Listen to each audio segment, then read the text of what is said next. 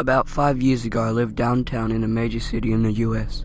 I've always been a night person, so I'd often find myself bored after my roommate, who was decidedly not a night person, went to sleep. To pass the time, I used to go for long walks and spend the time thinking. I spent 4 years like that, walking alone at night, and never once had a reason to feel afraid. I always used to joke with my roommate that even the drug dealers in the city were polite, but all that changed in just a few minutes of one evening. It was a Wednesday, somewhere between 1 and 2 in the morning. I was walking near a police-patrolled park, quite a ways from my apartment. It was a quiet night, even for a weeknight, with very little traffic and almost no one on foot. I turned down a short side street in order to loop back to my apartment when I first noticed him. At the far end of the street, on my side, was the silhouette of a man, dancing. It was a strange dance, similar to a waltz, but he finished each box with an odd forward stride. I guess you could say he was dance-walking, headed straight for me. Deciding he was probably drunk, I stepped as close as I could to the road to give him the majority of the sidewalk to pass me by. The closer he got, the more I realized how gracefully he was moving. He was very tall and lanky, wearing an old suit. He danced closer still, until I could make out his face. His eyes were open wide and wild, his head tilted back slightly, looking off at the sky. His mouth formed in a painfully wide cartoon of a smile. Between the eyes and the smile, I decided to cross the street before he danced any closer. I took my eyes off him to cross the empty street. As I reached the other side, I glanced back, and then stopped dead in my tracks. He had stopped dancing and was standing with one foot in the street, perfectly parallel to me. I was completely and utterly unnerved by this. I started walking again, but I kept my eyes on him. He didn't move. Once I put about half a block between us, I turned away from him to watch the sidewalk in front of me. The street and sidewalk ahead of me were completely empty. Still unnerved, I looked back to where he had been standing, to find him gone. For the briefest of moments, I felt relieved, until I noticed him. He had crossed the street and was slightly crouched down. I couldn't tell for sure due to the distance and the shadows, but I was certain he was facing me. I had looked away for no more than 10 seconds, so it was clear he had moved fast.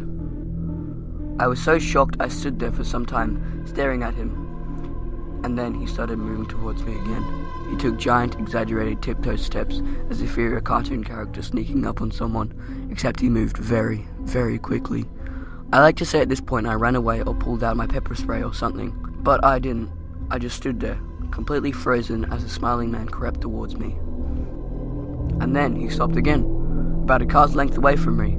He was still he was smiling, looking towards the sky.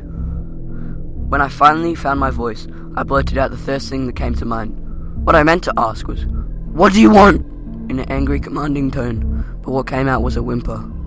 "Well, what? Regardless of whether humans can smell fear, they can certainly hear it. I heard it in my own voice, and that made me only more afraid. He didn't react to this at all. He just stood there, smiling. And then, after what felt like forever, he turned around slowly and started dance-walking away, just like that.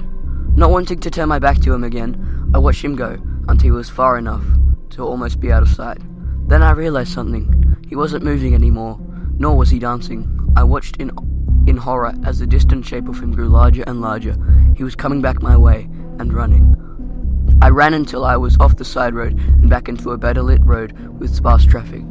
Looking behind me then, he was nowhere to be found.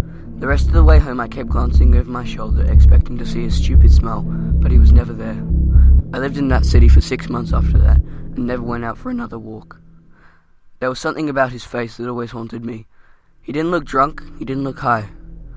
He looked completely and utterly insane, and that's a very, very scary thing to see.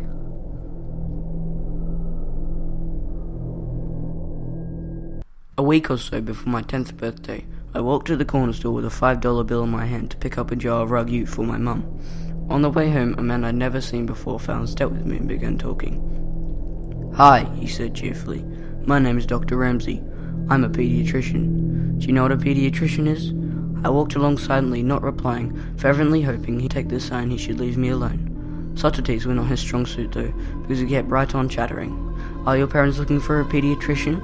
Of course, you're almost a big girl now. You'll need another kind of doctor soon, won't you? That's okay though, they can still bring you to me until then. What's your name? You have beautiful hair. I was just on the way to get some suckers for the candy jar in my office. Do you like suckers?" Thankfully, we were nearing my house, so I ran forward, up the back steps, and in through the kitchen door. I didn't know it then, but that was just the beginning of a very long and very scary ordeal. It didn't take long after that for Dr. Ramsey to begin showing up. At first, it seemed big enough to at least scare a kid. He would drive by nearly every day, smiling and waving. I told my mum, who said maybe he was on the way home from work, but then the phone calls began. My dad called me into the living room and sat me down. He asked about the day Dr. Ramsey had followed me home, and if I'd talked to him. He said I wasn't in trouble, but I needed to tell him the truth. I told him no, and then he asked if I was sure. Could I be forgetting something? I told him no again, and then he frowned. He asked me, "Then how does he know your name?" I didn't know. Turns out, that's not all he knew. He knew my sister's name as well. Pretty soon, neither my sister or I were allowed to answer the phone. He called several times a day. At first, neither of us knew what he was saying. Then one night my brother told us that he was telling my parents he was gonna hurt me, and later my sister. Things got complicated after that. My dad called the police, but this was before there were any stalking laws, so there was not a lot they could do. They told my parents to call back if he tried anything. My dad called a friend of his back in the day who happened to be a cop. For the next month, my dad's friend would escort me to and from school. Suddenly, life as I knew it came to a screeching halt. I couldn't walk to school alone, I couldn't play outside, I couldn't walk to Super America, sort of like a 7-Eleven for those who don't know.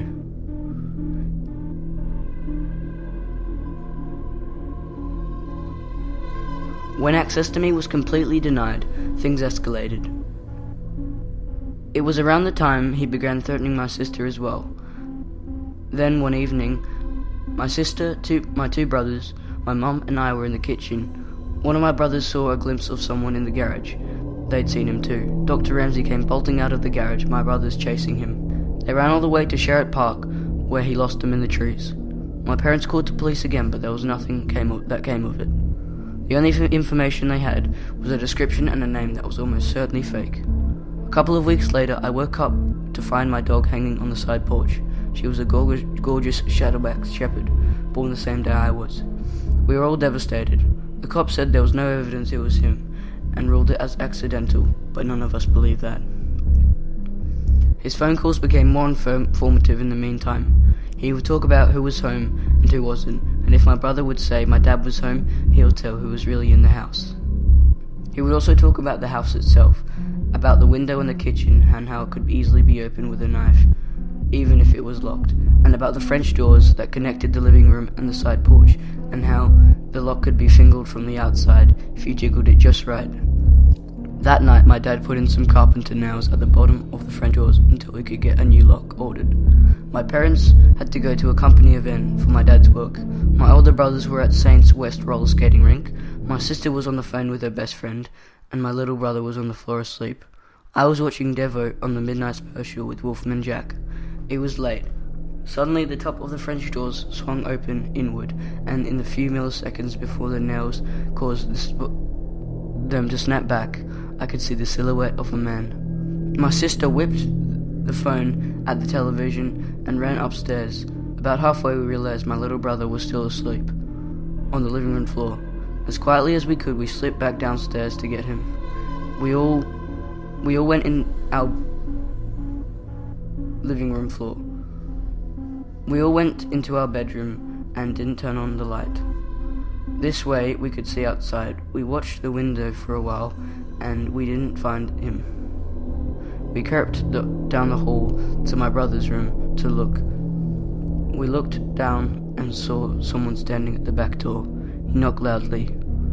"What do you want?" my sister shouted out the window. He stepped back and said, "Is this the Mercy residence? I have a pizza for delivery. Can you come to the door?"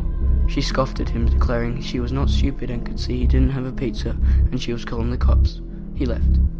A short while after that, my brother returned home and we told them what had happened. They walked around the yard and came back in. Things settled down after that. By now we had pretty much given on calling the cops because nothing ever came of it, so we went back in.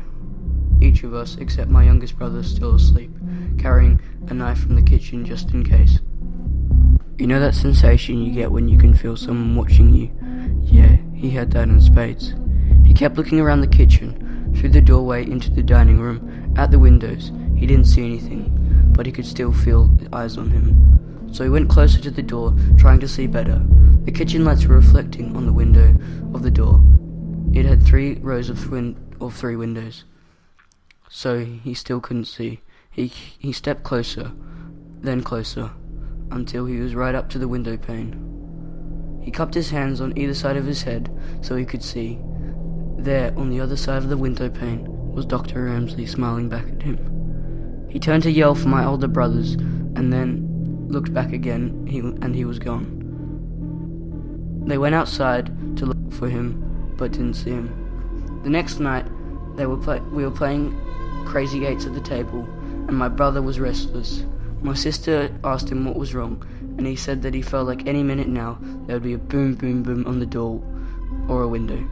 Almost immediately after he finished his sentence, boom, boom, boom on the window right behind him. In the chaos, the 2 eldest ran out, but he was already gone. A couple of weeks later, I was at school and out in the playground during recess. I was swinging upside down when I saw a now familiar Ford Galaxy cruising by, moving slowly. There he was, smiling and waving. He called my name. I ran to the teacher and told her. The school had already been told about him, and she took me inside right away and called my mum. That same day she had gotten a call from the school office asking to verify to my dad that he was picking me up, as he called to say that he was on his way. He wasn't. Not long after that, I woke up one night thirsty. I went down to the kitchen to get a drink. There, sitting alone in the dark, was my dad, on the table with a gun. He was tired of the police waiting for Dr. Ramsey to try something. He was tired of his children being terrorized. He was tired of being afraid that every time he left for work, that something would happen to his children while he was gone. I sat with him for a while watching before he sent me back to bed. Those events and many more took place for a period of 18 months. And then, as suddenly as it all began, he vanished from our lives. The phone calls, the drive-bys with the creepy waves, everything. For a long time during and after the Dr. Ramsey days, I would have a recurring nightmare in which I would wake up to find him standing over me during my sleep. It took me a long time before I felt like a kid again. I found out years after that he was calling my parents to say that he was going to rape and kill me and later my sister. And there was nothing that they could do. I don't know what happened to him when he disappeared. I don't know if he was in a car wreck, locked in prison, in a coma, but sometimes I wonder if in the wait ended for my dad, sitting in the darkened kitchen one night. I don't know and I'm not sure.